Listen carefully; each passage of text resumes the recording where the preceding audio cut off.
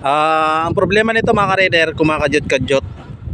Ito na mga ka-rider, kung problema nito sa primary clutch, hindi ko rin magagawa. Kasi yung impact wrench ko nasa Cavite, tapos wala akong castle wrench. Kasi castle na to pagkakalam ko. Ito mga ka-rider, one hand ko na lang. Hindi nawala. Dahil nag-adjust na ako sa cable. Di nawala. Yung kadyot, ang lakas ng kadyot.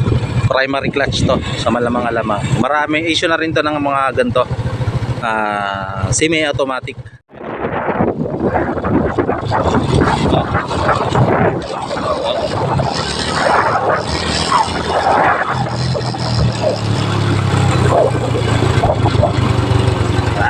Nakadyot-kadyot talaga siya. Siguro mga ka-rider, pagbalik ko rito ng February, kung baka magawa ko to.